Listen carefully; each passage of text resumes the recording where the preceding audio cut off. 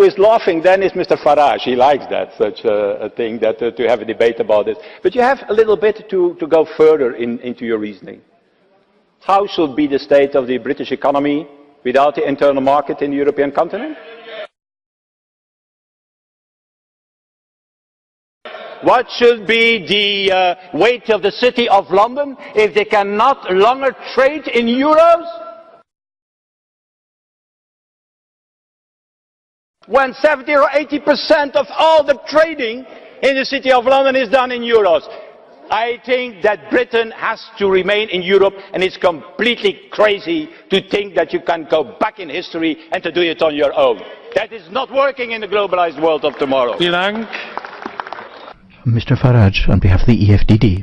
I'm looking forward to Guy Verhofstadt, the Liberal Group leader, coming to the United Kingdom to take part in the Brexit debate. Your passionate defence of a United States of Europe and a European army is, I know, sincerely held, and I'm sure the Liberal Democrats will be delighted. It's now been a month. It's now been a month since the last European summit. Okay. And, you know, I don't know about week being a long time in politics. There's been a sea change in that month. And I think that one event has woken people up to the folly of EU leaders, the Juncker Common Asylum Plan, the Merkel call, which led to a stampede.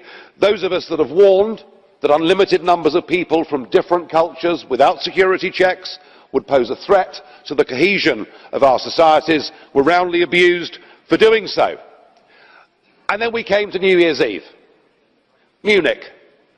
The train station, the main station, closed down because of a terrorist threat, the intelligence coming from Syria and Iraq. The very same train station that in September people had stood at, holding up their placards, "Refugees welcome." That irony was not lost on me. But it's what happened, I think, in Cologne, where we saw the mob. Up to 1,000 young males in the street sexually assaulting and harassing women. It is, I think, in many ways one of the most disgraceful public order events that we've seen in modern day Europe. And yet there was an attempt by the police and the press to cover it all up, and even the suggestion from some German politicians that German young women should change their dress and their mode of behaviour in the street, which I thought was a total insult. There's even a name for these assaults. A name for these assaults in Egypt, because they've now become commonplace and part of everyday life. And we ought to have the courage to send out a message to say these assaults must never be acceptable in any European town or city, and we'll do our damnedest to make sure that it never happens again. Thank you, Mr. President. I've got a point of order, please, under Rule 22, and in particular Rule 5.4 and 38, regarding the rights and freedoms of MEPs and our rights to information. On Wednesday, the 8th of November, I was one of a small group of UK MEPs asked to meet the UK House of Commons EU Exiting Committee. We were going to have a short meeting, but that was cut even shorter when Mr. Guy Verhofstadt refused to enter the room until the other UK MEPs had left. Mr. Hilary Benn, the chairman of the committee, reluctantly had to ask us to leave. The behaviour of Mr. Verhofstadt contravened the rules I quoted and was deliberately obstructive for an exchange of views between MEPs and UK MPs. Now, I would like to ask you, I'm going to write to you separately, but I would like you to ask you to take steps to have Mr. Verhofstadt removed as the Parliament representative in the Brexit negotiations and replaced by somebody impartial. Thank you. Thank you, Mr. President. I've got a point of order, please, under Rule 22, and in particular Rule 5.4 and 38, regarding the rights and freedoms of MEPs and our rights to information. On Wednesday, the 8th of November, I was one of a small group of UK MEPs asked to meet the UK House of Commons EU Exiting Committee. We were going to have a short meeting, but that was cut even shorter when Mr. Guy Verhofstadt refused to enter the room until the other UK MEPs had left. Mr. Hilary Benn, the chairman of the committee, reluctantly had to ask us to leave. The behaviour of Mr Verhofstadt contravened the rules I quoted and was deliberately obstructive for an exchange of views between MEPs and UK MPs.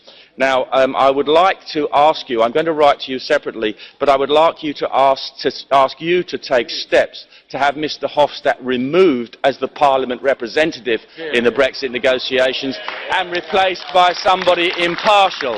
Thank you. New system for EU citizens living in Britain is only coming into place after the transition. So no question, inside the transition period, to start to make it already difficult for EU citizens to obtain their permits to reside in Britain. That can only be applicable after transition. And then third, on the new relationship, I think that we have not to invent the wheel or reinvent the wheel, like we all say. There is the treaty. Mr. Kamal, in the treaty, there is very clear that with countries of our neighbourhood, that's Article 217 of the treaty, we make an association agreement. And that is about trade, that's about security, internal security and external security. But there are two conditions that we in any way will secure before giving our green light as the European Parliament. And that is first, that there can no be cherry picking inside such a system, not saying, for example, oh, in this sector we want this, and in another sector we don't want Europe. Or, for example, saying, oh, we need a good deal for financial services, but we don't accept the freedom of movement of people. That will not be accepted by the European side. And the second thing, what we will never allow as Parliament, President, is that at the end, you can have a better position, a better status outside the European Union than inside the Union. Inside the Union, the membership of the Union will always be the best solution for every European country and European state. Thank you. It is clear there are no lessons that are going to be learned from Brexit. It's pretty clear that the EU is getting on with it, and you have already appointed your divorce lawyers. And on behalf of the European Parliament, we've got Guy Verhofstadt. He's the man who's going to be negotiating Brexit. And if you were to think of this building as a temple, well, Mr Verhofstadt is the high priest, a fanatic. In fact, there is only one real nationalist in the room, and it's you. Because you want flags, anthems, armies. You are an EU nationalist. And I frankly think that this appointment amounts to pretty much a declaration of war on any sensible negotiating process. The source of nationalism and populism is here. We are the source of nationalism and populism. If you defend Europe, if you defend European vision, if you defend European civilization, then you're accused today to be the source of nationalism and protectionism. Well, I think that people have the impression that their lives is not longer in control anymore by the politicians that they have elected, neither on a national level, neither on the European level. And what they see is terrorism, tax evasion, international crime, migration flows, and so on. And they have the feeling not to be protected against it. On the contrary, they see forces like competition, free market, free trade as a source of unfairness, as a source of inequality. You see the rise of nationalism and populism not only in Europe, let's face it. Mr. Trump in the US is another example. Here we have our own nationalists and populists, from Madame Le Pen to Mélenchon. I don't see the difference from time to time. And they all preach one thing, a false sense of security. They believe that with walls and fences we can solve the problem. If you listen to what is happening in France, you can see that my party is the first party among young people in France, and Brexit has really broken a taboo. The Brits have shown us that you can leave the European Union and you can come out better. The catastrophic visions were just a lie. The UK is doing quite well. The shock that you wanted to see has now turned into trust. Everybody thought there was going to be an apocalypse falling on the on the UK, but that didn't happen. But of course, no matter what happens, everybody says here, we need more Europe. You're always saying, okay, terrorism, more Europe. Any problem, more Europe. You're thinking that you're the ones who can protect us, but people don't believe that. That's a magic wand that has no power.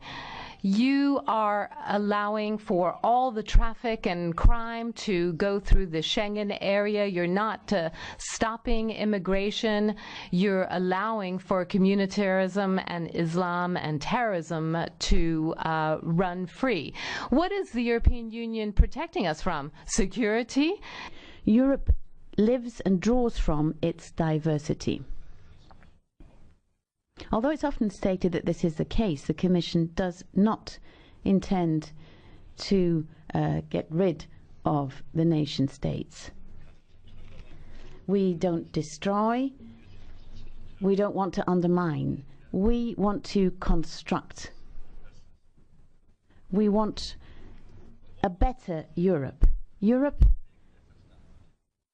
is not going down the path of nationalization. It can never become that type of nationalized area, but